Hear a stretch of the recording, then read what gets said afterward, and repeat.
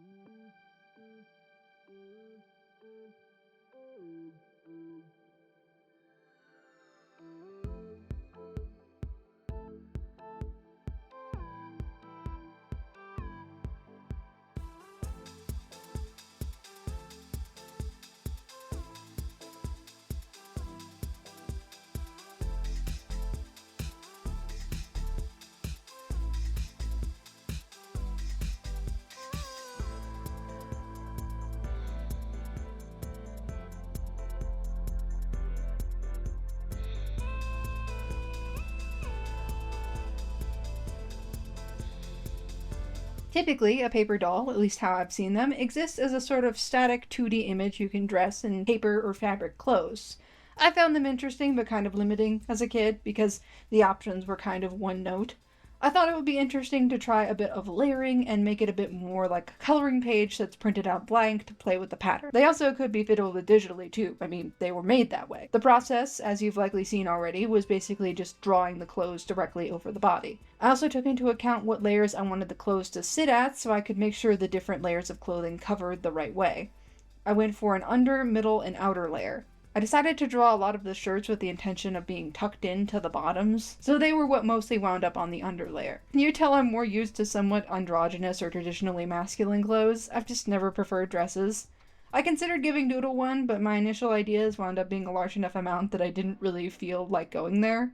I think I wound up with about 10 articles of clothing. T-shirt, classic button-up, tank top, and poofy bishop sleeve for a touch of whimsy in the shirts. Really just a pair of pants and shorts for the bottoms, which, okay, maybe they could have done with more. And a waistcoat, an unbuttoned shirt, a denim jacket, and a hoodie for the outer layers. I think the only piece that doesn't fit every layer is the bishop sleeve, and that feels pretty obvious as to why. It fits the waistcoat, though, and that was my main goal there. The damn thing fought me on it, too. Each individual piece felt like it didn't take that long at all, but those kind of things can really build up. Once I was happy with what I had, though, I spread out all of the clothing pieces between 2 more canvases, all of which were sized for US letter paper, to make printing easier for the next step.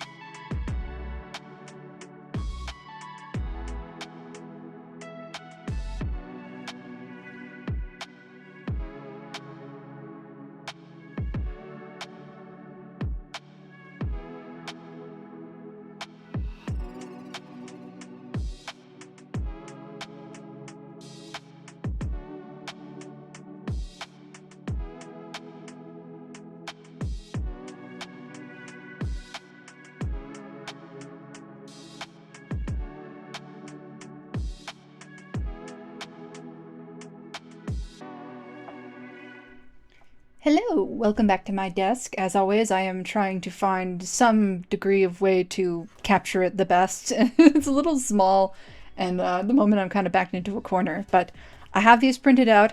Every time that I print something, it's been a long time since I've printed something, so I always have to fiddle with the printer for like 20 minutes to actually get it to work. But the results here wound up pretty much as I expected. There doesn't seem to be that many gaps, no weirdness.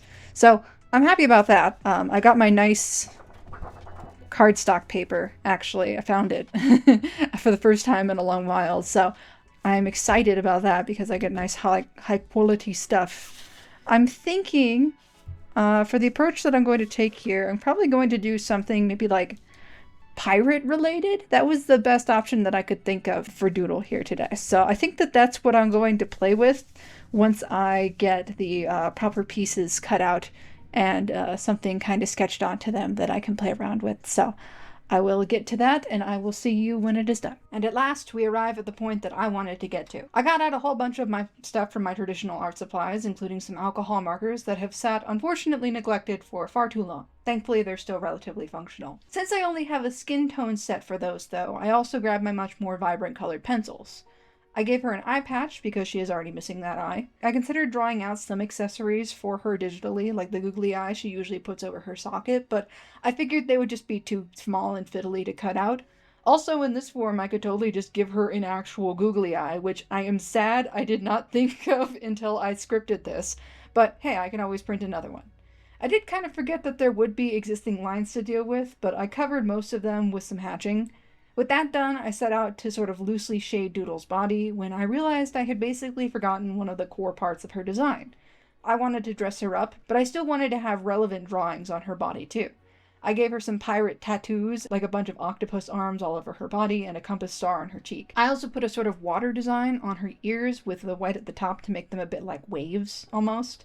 I gave her a skull on her face too, but not wanting that to look kind of blank comparatively, I also put some blue under it and over her face like war paint. They're kind of silly, but I also gave her a very stylized chicken and pig on her feet. The idea actually came from my dad. Apparently it's an old sailor superstition that boats with pigs and chickens on them don't sink or something like that. He's always wanted tattoos of them on his feet because of that, really just for fun and his own memory of working on boats. I did know that a lot of the stuff would likely be covered, so I didn't do a whole lot on Doodle's body before I moved on to the clothes. This is where the markers really came into play. I went for warm gray on the shirt with blue stripes. Initially, I figured I would go for the pants, but I felt more like the shorts when I got to that decision. I wanted a more pinstripe-like design, though I wound up with a bit too much of the darker brown. I went for a different distribution of the same colors for the waistcoat, because of course I needed the waistcoat. Once I was happy with everything, it was time to cut everything out. The main thing I didn't totally think of for this was the fact that, unlike a layer on a digital program, paper isn't actually 2D. The thickness of the paper probably didn't totally help with that either. I am glad now that I tried this before anything more complicated, because even these 3 layers were fiddly to mess with. The shirt especially curled a bit after cutting. I tried to let them sit under a book with some extra weight, but I ultimately wound up grabbing some double-sided tape to better secure the whole thing.